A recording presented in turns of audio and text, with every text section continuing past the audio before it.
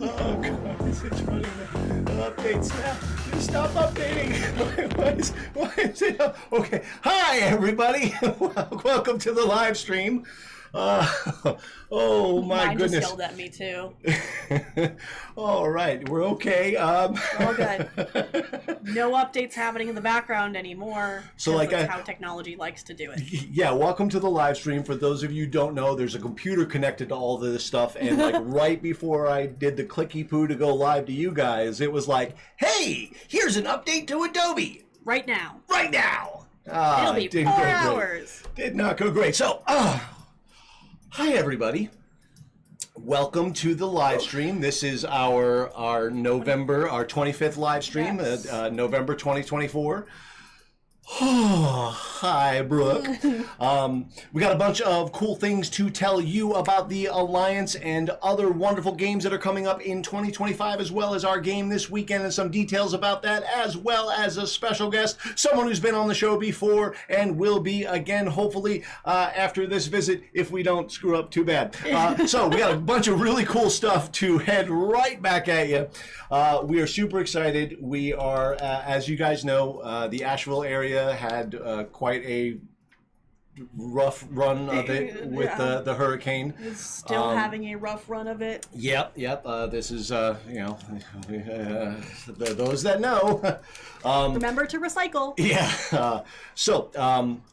We wanted to get back up on our feet and get the live stream running as soon as we could, even though we still got, well, you can see the dehumidifier right there. That one right there. We got a bunch of dehumidifiers down here. The studio did take a little bit of water damage, but we are okay. And our heartfelt thoughts and prayers go out to everyone who was affected by this terrible incident that... definitely threw a monkey wrench into just about all of our plans locally. Yeah. So this is us getting back on our feet. We didn't hear no bell yet. We're still running our closing event, and we're really excited about running it because we're attaching a fundraiser to the event that Indy is going to tell you about in just a couple minutes here. That is going, we're designing it right now to help 4 of our staff members that were negatively affected by the hurricane, and we're going to try with a couple of our other sister chapters help throughout the Alliance. Thanks, and shout out to them. Oh yeah, I'll talk about that too. So we're going to be running a special fundraiser for the month of November that Indy is going to tell you all about next. But I just wanted to give you guys an update on the realistic practicalities of there's no porta-johns available for sale right now in the region. Yeah. So they all got snatched up by people who needed bathrooms. Yeah. Our last plan was to buy an accessible porta-john. We still have those funds set aside. The chapter is putting $1,000 towards the fundraiser to get it started.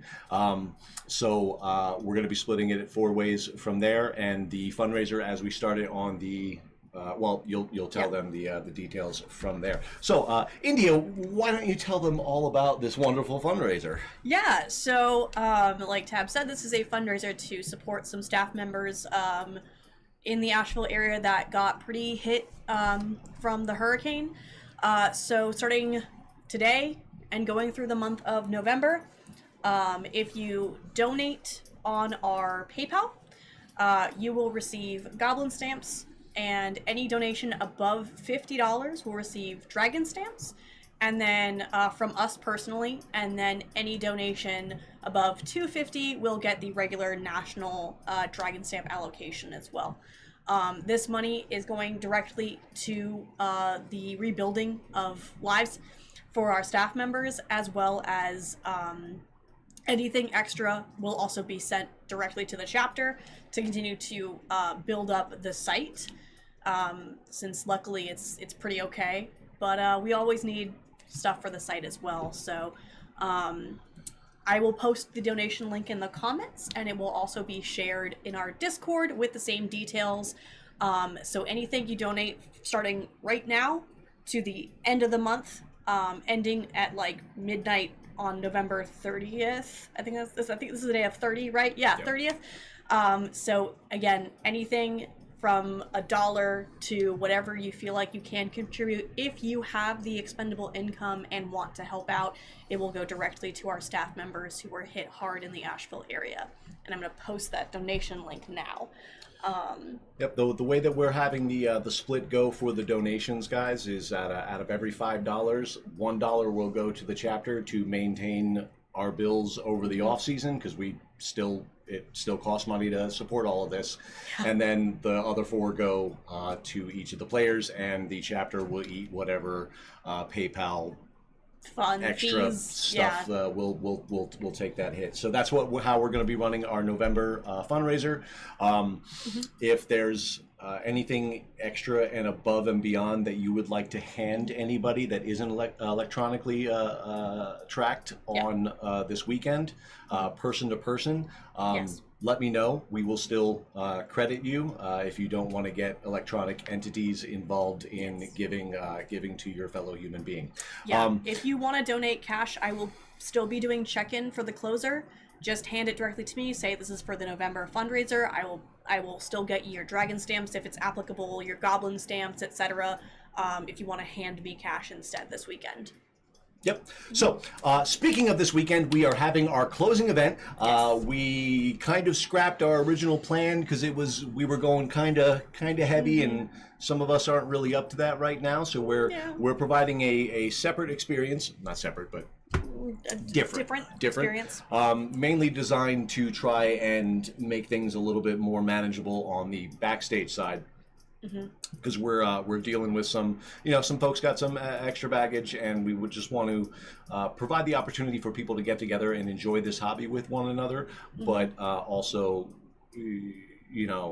accepting that we're not gonna be running on exactly all cylinders. We're still going to give you the best possible LARP experience that we can give you.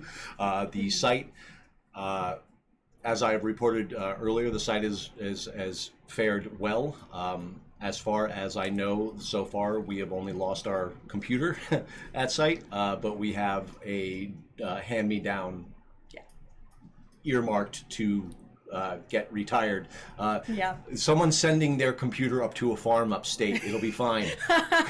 It's going to be happier. Happier, and it's a fun time all the time. Yeah. So, we're rolling with our event. We are still having the HEMA tournament and Dale's Knighting on Friday night. The food vendor will be available. The tournament is slated to start at 7 p.m. on Friday night. Should be running a couple of hours. Like I said, the food vendor will be available. And hey, welcome to the live stream, Davis.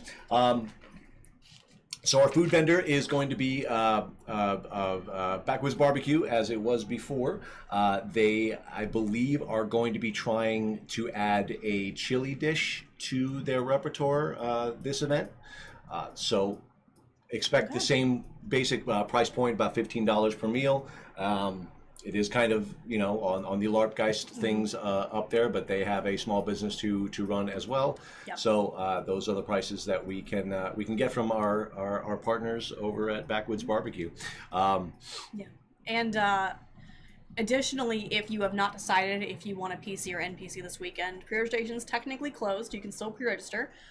For those of you who are volunteering to NPC for us, because we will need all the support backstage that we can get, we are giving out our normal goblin stamps for NPCs, as well as Alliance LARP Virginia, Atlanta, and New Hampshire are all giving 200 goblin stamps for the weekend if you NPC the whole weekend. So thank you to Atlanta, Virginia, and New Hampshire for supporting us in our search for volunteers. That's a lot of goblin stamps, you guys. That's a lot of goblin stamps that you can use to blanket other chapters games and get that sweet experience. All the blankets. Yeah, it's going to be super cool. We're really thankful to all of our sister chapters in helping us out from afar, and to everyone who reached out to us during this time. Thank you. Yeah. It was a little overwhelming in the inbox for a little while there. If we didn't respond, we still saw it and still appreciate it. We just had to prioritize the messages that we were sending out. Yeah. So as again, we're quite lucky to this structure is on the high ground in Asheville, but a couple hundred feet that way is not so nice. So again, we're super lucky and happy to continue. Like I've told this story before, and maybe this will be the first time that I'm telling it online here. But back in the day, I used to take a lot of canoe trips with my friends, right? And I had this friend, and he had a canoe by himself because somebody had to dip out from the trip. They ended up being scared of water. So we're going down rapids, and if those of you who have canoed before, you know it's a two-person deal. And if you're doing it alone, you're going to have problems. So he had problems. And as I look back to where his canoe should be, I saw no canoe, no guy, but I did see his beer floating. Just his beer. That's it. And we asked him, like, dude, what were you doing? Like, all we saw was the Bud Light, the beer above the water. And he was like, man, that was the only thing I could save or control. So there it was, you know, held that beer up. And, you know, the beer was not super important to life and limb at the time. Just like LARP right now, you know, it's not going to solve these problems out there. But if it's the one thing that we can control and still have a positive thing to hold on to, this silly game and ending this season on a positive note, well, we'll hold up that beer. And we're happy. Sometimes that beer holds you up. So, or that thing that you hold up for those of you that do not drink. So sorry for the aside and the little anecdote story, but we want to bring our special guest here up in a minute. We've had some really cool interactions with Lawrence over the years here. He's one of the most talented LARPers I've had the pleasure to be exposed to through this wonderful community that the South LARP is kind of starting to congeal into, and you know, an incredible talent, and is making some pretty big waves in some pretty big ponds that are a little bit bigger than the little Crossroads one that we have. But we are lucky to have him with us in our little pond. We are going to try to do the nice little segue here. So I'm going to click that thing that's going to make us be able to hear you. Oh, no, I'm screwing it up. Oh, okay. All right, we're going to get through this. Here it comes. Oh, we're going to click, and there's Lawrence. Say hi, Lawrence. Hey everybody, how's it going? It is going wonderful. Lawrence, thank you so much for coming to the show. Again, we wanted to bring you on to chat about some LARP stuff and, you know, just kind of share some ideas about this wonderful hobby that we have in common. If the people in the chat, if you have any questions for us or Lawrence, please throw them up there. And also, if there's any audio issues, please let us know so we can adjust our levels here, because it's always, when we have a guest, it's always a little bit wonky. So, Lawrence, say hey to everybody, and let's chat about some stuff. We got some emergent game topics to speak on. Yeah, I'd love to. First of all, hi. It's been a while since I've been here, but I'm super excited to get to see everybody and talk to you all about this crazy hobby that we've invested in and that's changed our lives. And kind of what I want to talk about today is we've had a lot of real life happen to a lot of people recently. Not only just with everything that's happened with like the lean and things like that, but just opportunities to kind of try different stuff. We've learned a lot about what our community likes and things that we need to try differently. And with me, I'm always looking for that new thing to try. And so over the last year or two, the thing that I've been trying, you alluded to this a little bit, Ted, the thing that I've been wanting to try different is called emergent LARP. And so I'm just going to kind of talk about that for a second, and then we're going to talk about what that looks like for Crossroads, specifically this weekend with our season closure. So emergent LARP. Some people have heard of it, some people have not heard of it. Some people are like, what are you talking about? There's just some random word out there. So this whole idea of emergent LARP is effectively, we have kind of two different ways we can do this LARP style of storytelling. We can do either what we call top down or bottom up styles of storytelling with LARP. And so when you're talking about top-down, if we're looking at like a pyramid, so if we're having a top-down kind of LARP, it means that the staff who are like the top of the pyramid, not in a, like a weird way, but just like there's the least of us and we are kind of like organizing everything. From the top, we bring the content, we bring the story, we bring the opportunities to go on modules and things like that to the players who support us as the base of the pyramid, right? So that's the top-down kind of model of storytelling. And then you got the reverse of that, the bottom-up, where the players now are the ones who are primarily running the story, and they bring the story to staff at the top of the pyramid, and the staff helps to facilitate whatever content it is that the players are interested in or most invested in. So I'm going to put this question at you, Tab, India. Of the two models that I just described, which of the two do you think we engage in most at Crossroads? Top down. Probably top down. Yeah, I would say a lot of top down. A lot of my individual running mentalities when I'm running a game is I fall back on the mathematics a lot. You hear me say a lot about 1-to-3 ratio. So as far as the storytelling when you're running from top down, at least in my experience, almost takes a back seat to the structure of the event and actually running especially in the alliance game, making sure you get your wave battles in, making sure you have your downtime for all of your ritual casters and the story bits and the exposition, and making sure that the story gets out to everybody. And it can be a little frustrating and challenging. And in some cases, I found myself, when exposed to a different, more open style of LARP, kind of floundering a little bit and not knowing where to go because there was nobody to lead me there. So that's been my experience. What do you think, India? I haven't done a lot outside of this top-down style. You know, I've done I've looked at other LARPs and I've done a couple of other ones, but everything's been primarily alliance for me, which is all this kind of the same structure across the alliance. You know, you have your plot team, they bring you a hook, and you go do the thing. So I wouldn't say I've tried a lot, any really open freeform LARPs. It's hard with the top-down system not to become formulaic. You end up fighting the formula more than using it after a while. And it can feel limiting, but there's also security in it, in where I worry about the player up mentality of having, and this might be the control freak type things of being a campaign runner, but I worry about them making game-breaking decisions for other players, and how Lawrence, how would you go about dealing with those types of challenges where player A's goal is directly combative and counterproductive to player B's goal, especially in a non-PvP style game? Yeah, that's actually a really, really good question. And that actually kind of brings us full circle and dovetails really nicely into what I originally started talking about, which is emergent LARP.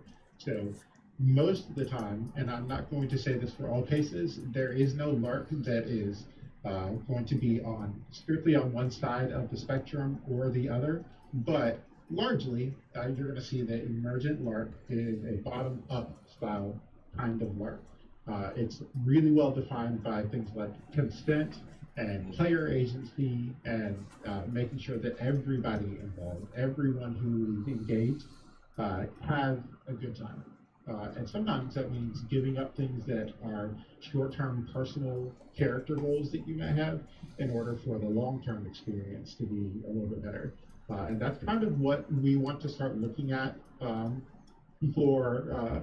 some ways, for our closer. There's a lot of reasons we kind of had discussions about how we wanted to run our closing event. Again, we had a lot of people with some real life happen to them, and it's really difficult for us as a plot team to figure out in these kinds of circumstances what kind of content people are up for. especially when you have a wide spectrum of players. Everybody's kind of in a different place, and especially when we have, it's our season closer, so there's a lot of potential for things to go in a lot of different directions. And then we have a break right after, and so there's all these kind of potentially bottled up feelings that, like, how do we deal with those? I wasn't really ready for this. I need closure now, but there's not another event for at least a couple of months. And so that's part of the reason that we on our plot team thought it might be a good idea to take aspects, and I want to key in on that aspect of that emergent style, bottom up style LARP, and bring it to Crossroads. Just one, because we want to give a little taster to people who haven't done other kinds of LARP. We want to show a little bit of what that's like. But admittedly, it's also a little bit easier for us as a plot team to be able to manage the tone of the game, to manage the kind of content that's being run, and seeing where everybody is kind of at, instead of the top-down style, where effectively we just kind of throw what we've already kind of have pre-planned out to players, and if they like it, they like it. If they don't like it, that's what we got this weekend. Sorry.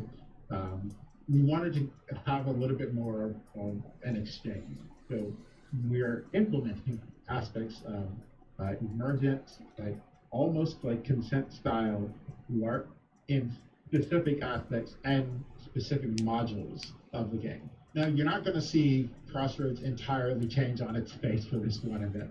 We're just going to kind of give little tastes of hey, this is kind of what this other kind of LARP looks like. Also, here's this storyline that, depending on your choices, may go one way or the other, and it will impact things that happen in the future, just maybe not necessarily immediately, so that we have time to all kind of recover from everything that's happened lately. And also, again, our plot team is changing this year. I'll talk more about that later. But yeah, so there's lots of little things that we're going to change, and I'll be happy to go more into detail about that in a second. My question, Pat, for you is, where have you seen this kind of emergent, bottom-up style kind of LARP outside of what we're going to do? I feel like you've seen it at least one other time. Yeah. Well, I saw it this year at Dragonfest US, having a great time out there. I think, aren't you one of the head refs up at Dragonfest? Man, oh, how about that? Ooh. Yeah. So yeah, the Dragonfest format was that, and it was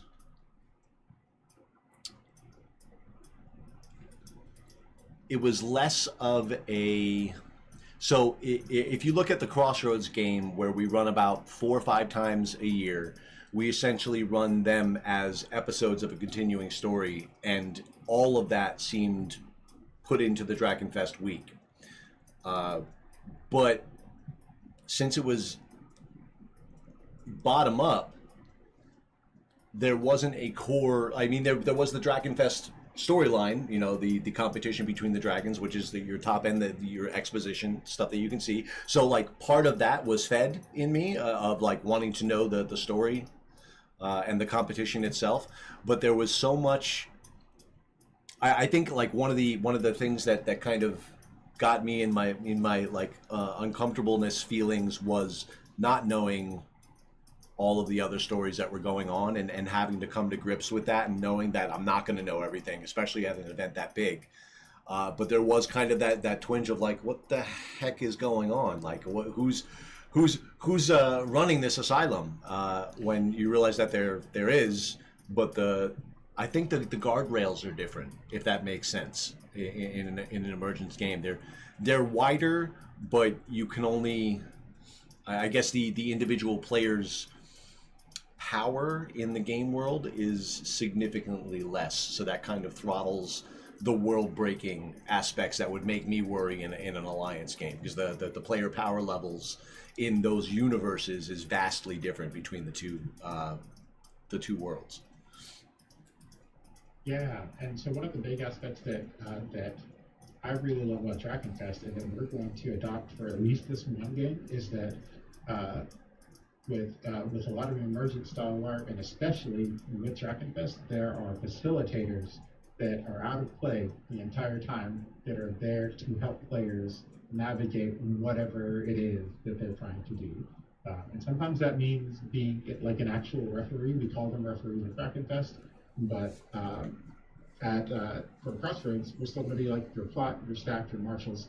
And so what we're going to try to do here is, even though there will be a central through line, there will be an overarching plot for the weekend that we ask players to engage in. There will also be within that opportunities for players to kind of just go explore and just see what else is out there in this strange situation that we're kind of in this time.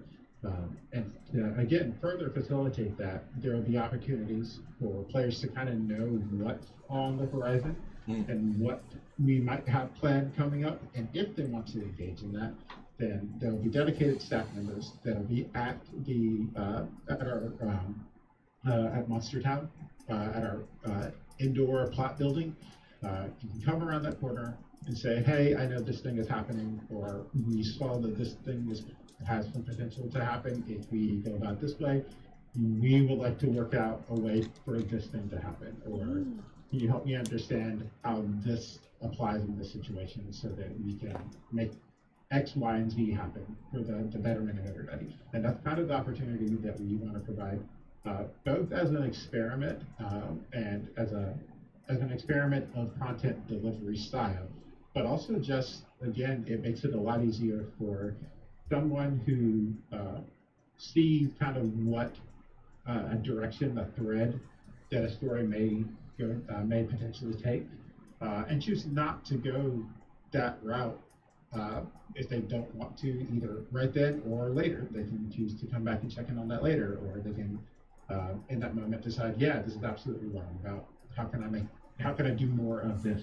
What can I do? And again, as a staff, this style of content allows us to do that on a much more sincere level, because we get that more one-on-one time with you. Obviously, we are still kind of a limited staff, so we can't necessarily like walk through every single potential scenario with every player, but we definitely want to give opportunities to have fun. The last kind of thing I want to say on that is that I know there's a lot of stigma about what kind of LARP is better, and I kind of want to like immediately dispose of the idea that either side of that kind of content is better than the other. It's just preference. And I think some of the problem that we have in the Southeast is that there hasn't been a lot of options. There hasn't been an opportunity to play a lot of bottom-up style or emergent or Lord of War or anything like that.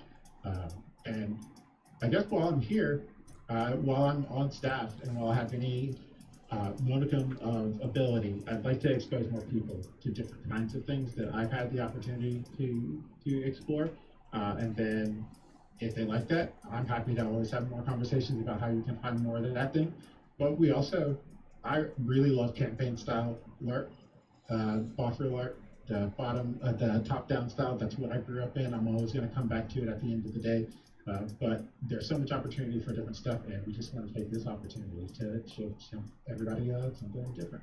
Yeah, and something, and we spoke on this before, Lawrence, when we were getting ready to kind of roll this style out, is it's not a difference of rule set that we're trying to implement at all. It is style of production and storytelling, and that we think can work within the Alliance's system. It's just it's very easy for us to fall into the safe structure of what the Alliance player quote wants, and we try to give glimpses of those player run stories. But again, the challenge happens with our style where one pivotal decision, how much.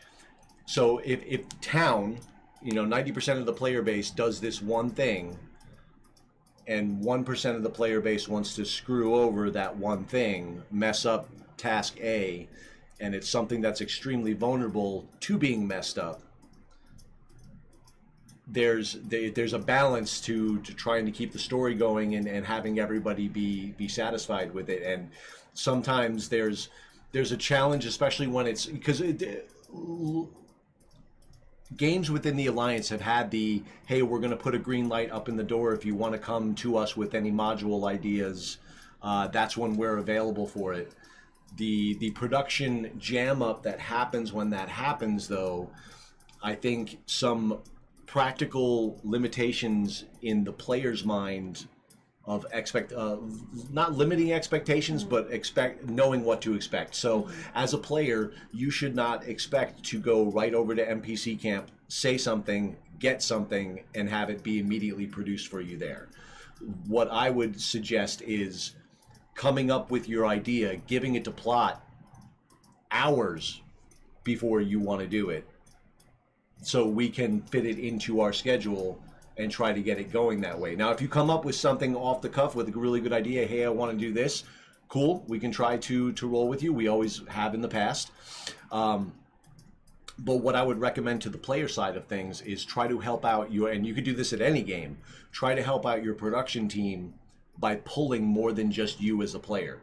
Because if you pull more than one player, it makes sense on the production side of things. It makes sense to your producers and your stage manager types that is worth the resources of entertainment that we can give, which are finite. So if you come with a stack of players that all want to do this thing, you're more than likely to get more resources put towards that thing. And I think with some of the changing of our political structure is going to help us with that and give us more player agency over this next year. And I'm very excited to get that ball rolling and to see where we end up with it. Yeah. And yeah, so we have a question in the chat: is bottom up LARP like the players drive the story? Yes, it very much is.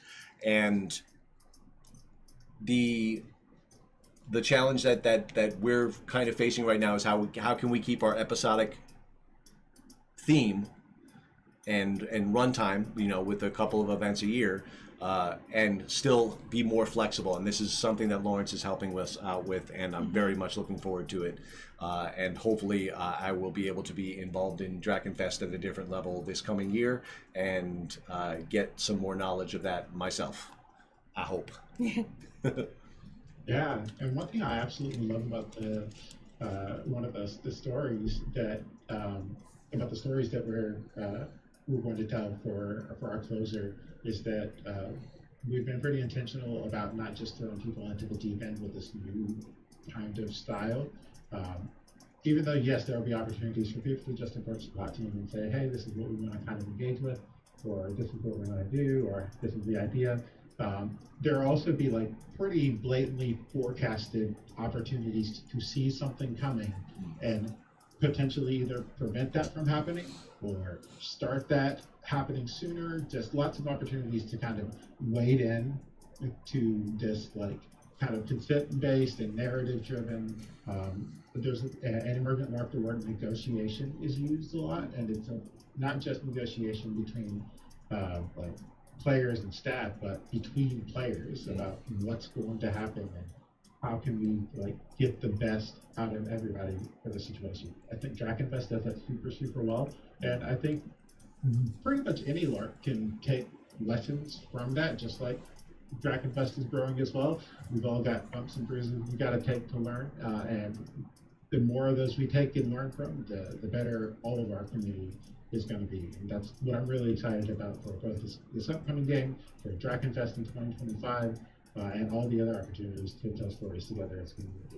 Yeah, I'm super excited. And you spoke on negotiation, and that brought a memory to my mind of an example of good negotiation and bad negotiation. This is in the old times of LARP, but the basic setup to this story is there was a LARP runner, and he ran for the same set of players in 2 different chapters within 2 years of each other, the exact same plot line. All right? Same players, same player characters, same basic plot line. First time you ran it, the players were incredibly hostile and kind of cross armies. My character wouldn't do that ever, so I'm just going to continuously do this thing that is not making anybody happy or not adding to the game at all, because my character would just simply do this thing over and over again because that's the only decision that my character would make. A year and a half later, same exact plot line and exact situation, same player, same character, but they leaned into it. And I think the thing was like everybody, the player base was turned into undead against their will, and the story, the module was, hey, get yourself fixed, you know, save yourself from this undead. And since they leaned into it, since they negotiated better, and were willing to give this side of their character that otherwise wouldn't have done this before, and just accepting that this is the stakes that my character is faced with, let's find a solution with this, they had a much better experience. And it was because they were open to giving up that little bit of control over their character of like, well, yeah, this happened to my character now, and no, I wouldn't just continuously do this dead end solution because I need to find this solution, and actually buying into that. So it really puts it on the players to kind of, when you're coming to your runner with an idea, think more about the game than your character sometimes. That would help move things along and make sure that it's more conducive to that game world. And that's again one of my things that make me a little bit nervous about this style, is the person that just wants to flip the table and watch the world burn because they're secretly a dastardly evil guy. And normally that's somebody that's not really terribly invested in everybody else's storylines that are continuously to go on. So I always find it like really hard to give that quote evil character immediately what they want when they show up 2-3 games and they want to destroy the plans of people that have been playing for 3 years towards a goal. So how do we deal with that potential challenge?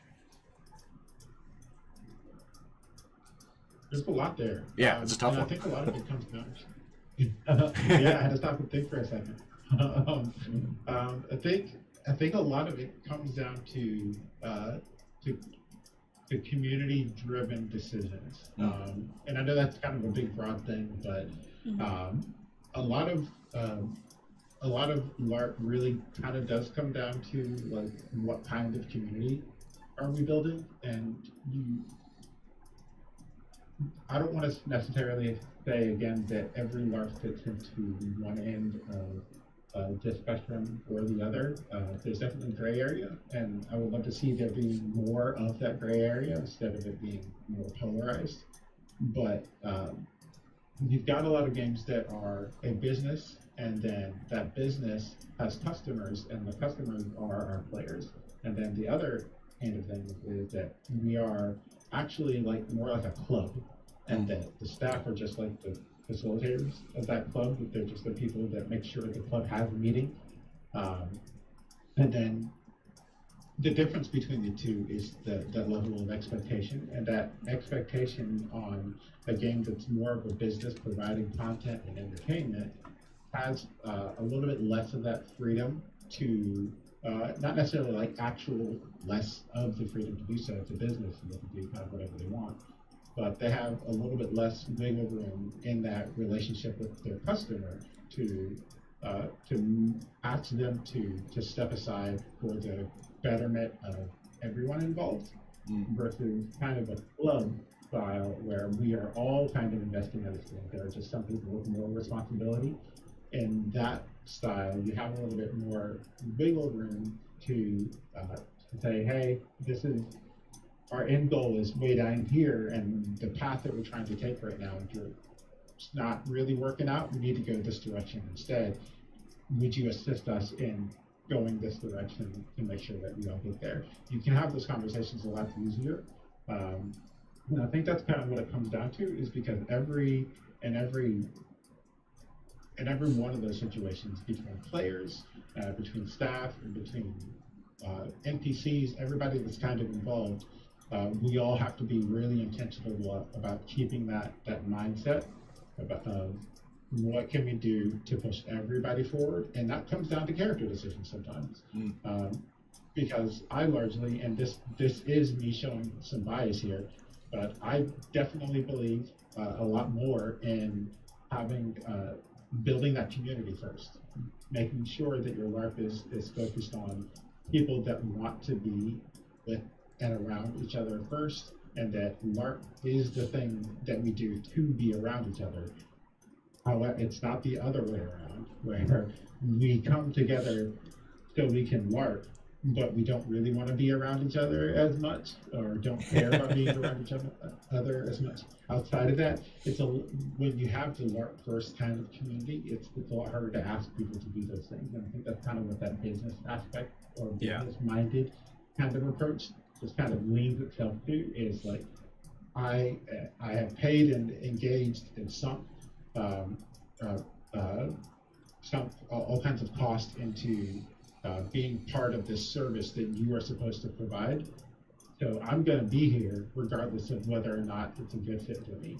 And I just think it's a little bit antiquated these days, even though on the larger scale, we see bigger corporations like Disney recently has kind of adopted this, where it's like, we are a business, we're going to provide a LARP-like service to our customers, and then expect like that customer level of response. And I just don't think it works as well. No, I know that's a really long your question. No, I completely agree. And jumping on that Disney thing, sure, they try to run LARP, but they also try to run it for like $1,200 a day. And that's the experience that I point to when, and this happens every couple of years, I'll have a player send me an email or a DM essentially asking for solo content at this style of LARP, which is just like, there's the solo stuff that you do with people with the in-between game actions, but this person like wanted like the whole LARP weekend stuff set up solo for them, go out on their own mods, go out on their own adventure every time. And the Star Cruiser experience is what I would always point to and being like, that's what a solo content game would cost. For me to give that much time and that much energy to one person only, it would have to be a higher end experience because of those resources involved in doing that. You know, Lawrence, you spend a bunch of money on props for this game. Imagine if you had to essentially spend the same amount of money, but for just one person times 60. I think that's why the Disney experience didn't really work out as well as they thought. It was, one, the price point, and two, well, they're limited by a lot of things, let's just say, and we're lucky for it, because I think that this cottage industry of LARP that we're running, we are facing, and the Alliance, the owners are starting to have regular meetings. We're having one of our first ones tomorrow night, actually. We're starting to face like market share issues and starting to see things like, okay, if we're going to add this to our game, we have to be cognizant of, okay, what is our average size of game across the Alliance, right? And what does it cost to put on those games? And are we covering the cost? Most LARPs don't make money at all, but it's starting to become of like, how much can we afford to lose per event? And expecting your LARP runners, I've seen LARP runners have some frustrations with their player base not being able to grow because they're limited by their organization. And it's what has caused other organizations to kind of fall by the wayside. And the Alliance itself is being really proactive in, you know, having the suggestion box that's out there on their website that you can put in a suggestion for your thoughts on the game. We're getting a lot of good feedback there. But with an organization this large and national, it's a tough ship to turn. And that's why I think adding these small little changes that we're doing with the style of game, I think will help us try to find those solutions that we can continue to grow our games or maintain them at a high quality level while giving more tools in our belt to utilize to give the best game experience. And that's something that I brought away from the other games that we played. And we want to continue to go out there and check out other LARPs and do videos for them because we came away and learning a lot, and I'm very much looking forward to hopefully doing that with you some more, Lawrence. I had a great time going to Drakenfest with you last year. Look forward to doing it again. I do want to make myself like really clear on this one thing, though, especially because I know people that were involved in the Disney experience, like heavily involved in the Disney experience. Like there are a lot of extremely talented people who had their hands tied involved in that. Again, I can't speak too much, so I don't know how much I'm allowed to say, but I want to be very clear about like. There's a lot of reasons that I think that didn't work out, and I don't think, and 99% of it was not on the people that anybody ever got to see. And also, I'm still, regardless of the outcome of that experience, I'm still actually super glad that it happened, because it exposed the potential of LARP to a whole new group of people who never would have considered it before, and would have been like, okay, yeah, sure. Is there more like this, except maybe not like as expensive? And it also kind of forces everybody to stop and look at what Disney interprets this art form as, and expand our horizon. More. Doesn't necessarily matter whether or not like any one person or group of people deemed it as a success or a failure. It was growth in a way that, just like Drakenfest, I'm thankful for it in a lot of the same ways I'm thankful for Drakenfest, because it's something new in a place where we haven't had new in a very long time. And that is valuable on its face. I wanted to clear that up to make sure that no one thought that I was just like, oh, it was terrible. It's like, no, I just think that like there was something different. We learned a lot. And now it's time to take the lessons and grow from it.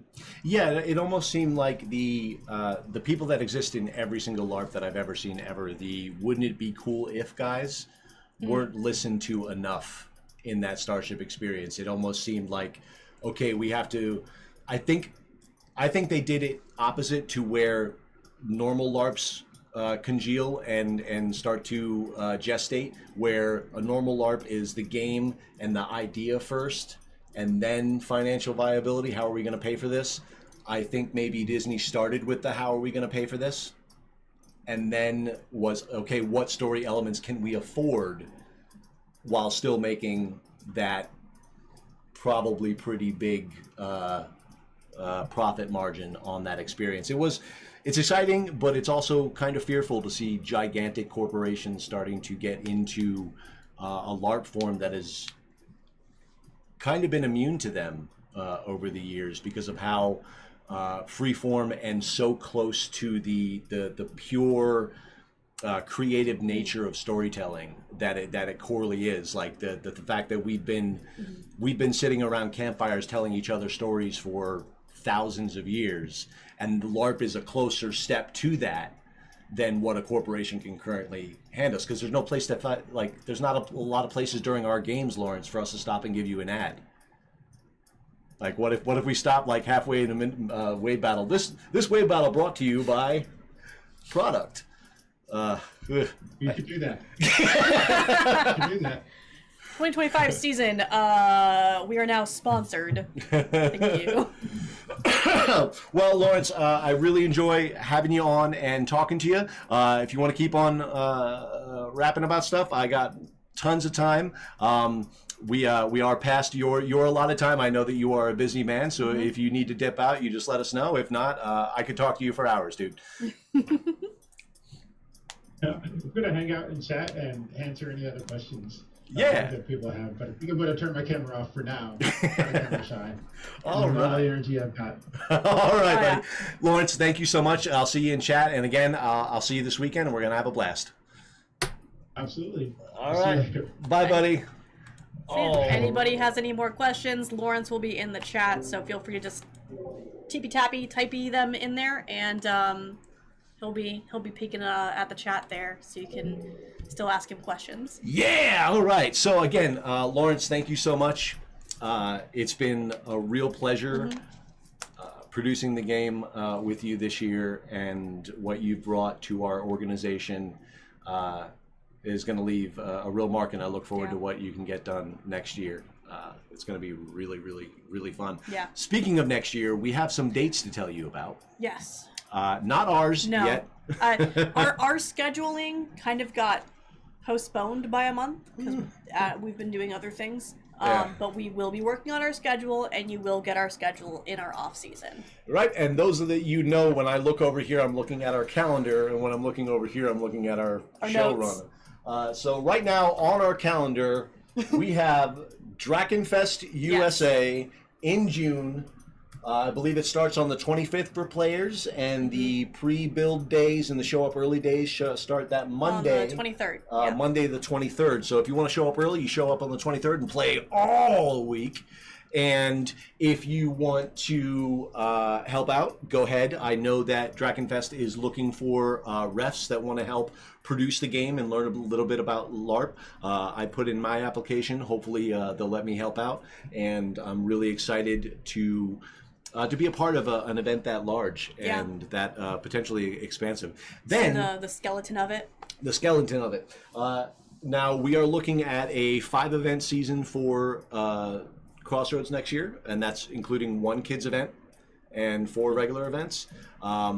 We are playing with the idea of a second kids event, but that's kind of tentative based on interest and what the rest of that schedule looks like, because we're still building our calendar, and we want to make sure that we take into account all the birthdays and the holidays and the federal holidays and you didn't know about this, you forgot about that, and why did you schedule on Mother's Day, that type of stuff. We're going to do our best this year, so we should have that for you in the December live stream. Are we going to do one in December? Do you want to do one in December?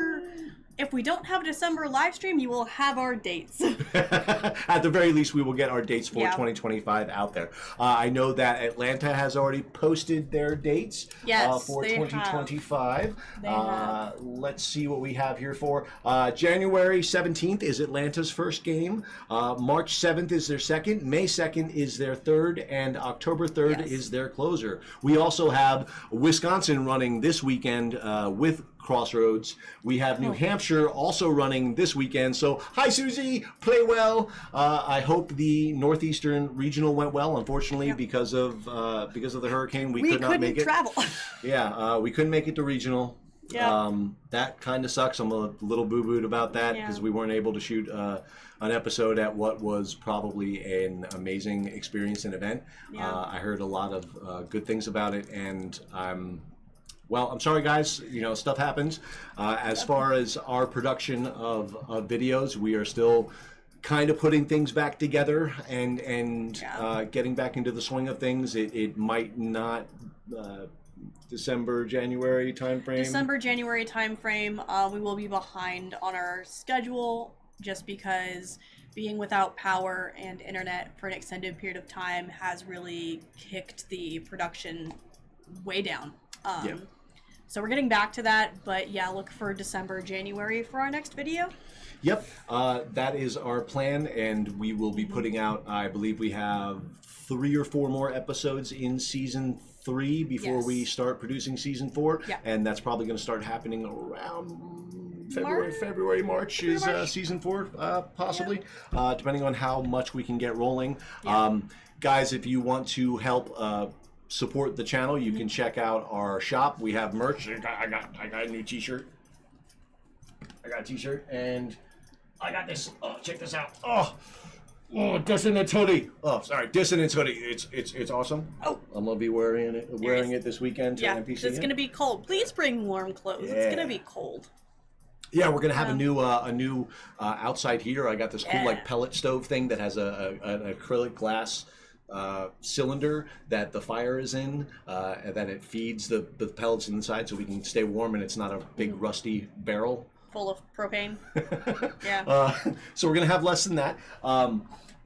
We're super excited about the game. We are super excited to see you guys again for the last time in 2024 in person at the Crossroads Closer. It has been one heck of a year. Lots of ups and a couple of downs, but we're flying high with each other during the ups, and we're holding each other up during the downs.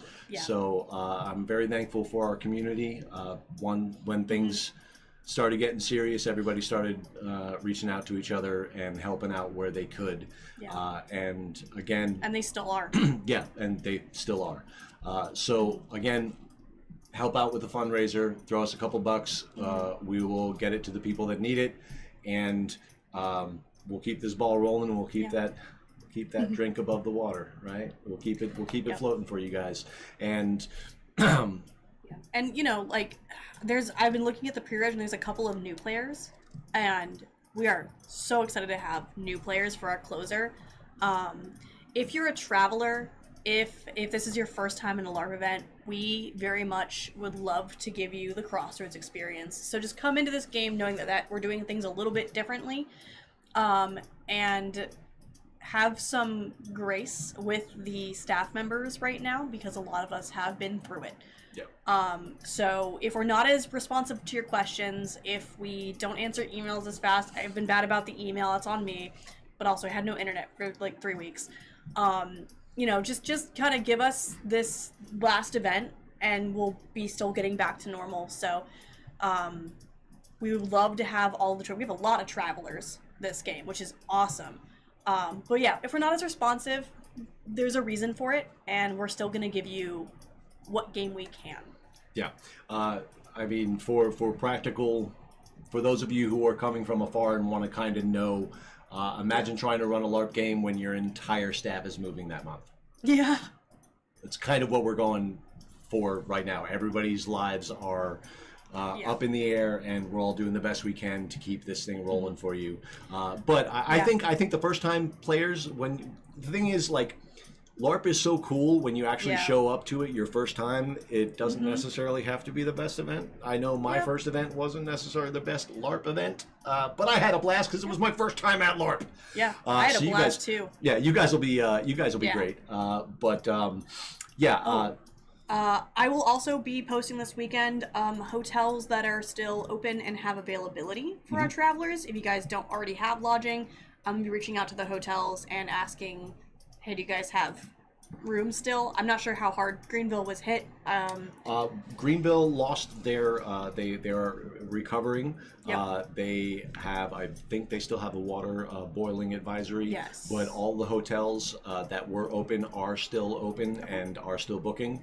I don't think that we don't schedule against the races, so unless they moved a race, a Bristol race that I don't know about, that's normally when we have issues with the hotels. The hotels. But guys, you should have no problem getting the local hotels.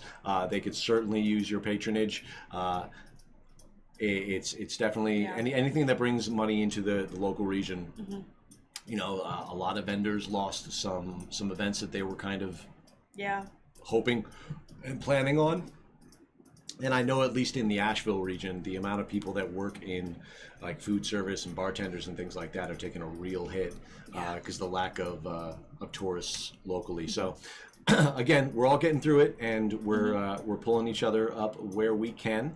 And what else do we got? I'm super excited about hanging out with the HEMA guys. We're going to do a test episode for them on Friday night and have a tournament. We're going to knight Dale, who's been one of our best and brightest contributors on the NPC side for the past couple of years, so that'll be super cool, and have a little bit of a mixer on that Friday night, and we'll get the game rolling as always on Saturday morning. Again, we are looking forward to it. Also, one of the other dates that is not in the CMA yet, but is certainly on my board, is the 2025 Alliance National Game, and it's being held at the Minnesota Castle, guys. I think we brought this up before because it was news last time, but it will be news again, and we are super, super, super duper excited about it because, well, it's the Castle, and it's Nate's game, and Nate always runs an amazing game with Jonathan out there.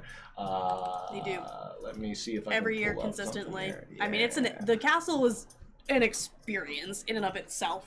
Yeah. So to have a national there is going to be a double experience. Yeah, so this is some of the downtime from the national, and I don't know if you can see my cursor there, but if you're looking, I think this is some of the emergent gameplay that Lawrence was talking about, because if you're looking at these player groups, right, you're seeing little groups each doing kind of like their own deal, and each one of them is either working a problem, role playing out a scenario, or just experiencing the game. I think they were all doing mini games at this point. Essentially, yeah. They were like, we're gonna go play Wizards. Yeah. Yeah. So that is certainly something that we're looking at expanding, and this is going to be the site of the National. They have plenty of room for plenty of people. I would love to see the biggest national event ever happen out here at Minnesota. Start booking your dates. The date of the game should be August 29th, 30th. Yes. And 31st. I think it's a 3-day weekend. Yes, it is Labor Day weekend. And we'll be there all week with the Owners Symposium. We're going to be talking about a bunch of really interesting changes coming down the pipe to the Alliance. I know that based on a lot of the things that we're at least talking about right now is going.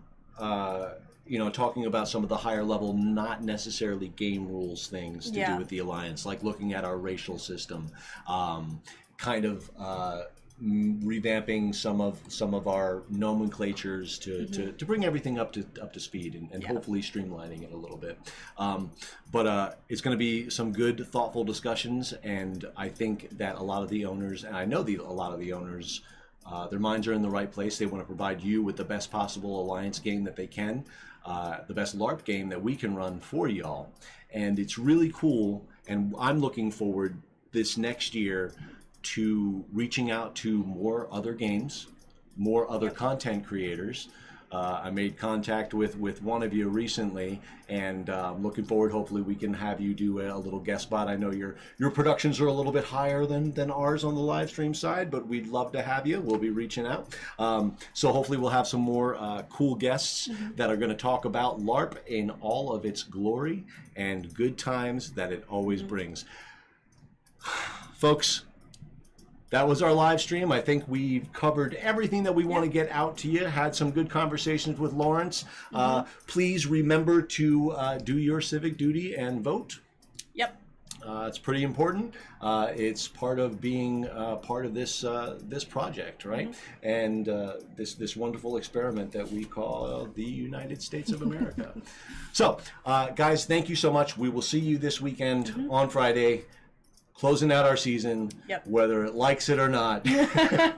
And we're going to have a blast. I'm looking forward to some timely changes and experiences this weekend. We shall see. So until next time, either 1 month from now or 2 months from now, depending on how our December goes, we will see you guys out there. Remember, the next best thing about LARP could be you. Catch you guys later. Bye. Oh, hooray. Let's go set up some LARP. Nap time. Yeah.